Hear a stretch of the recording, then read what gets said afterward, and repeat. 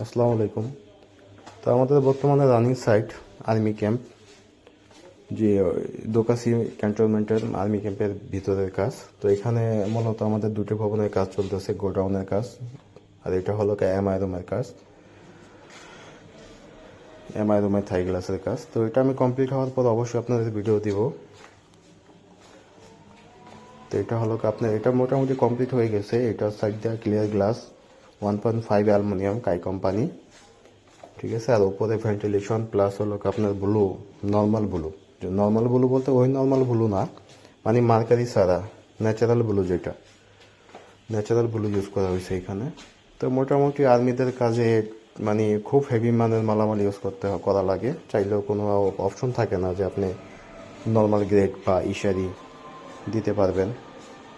তো এখানে আরও ভবন হচ্ছে, অন্যরা কাজও করবে, সব মিলে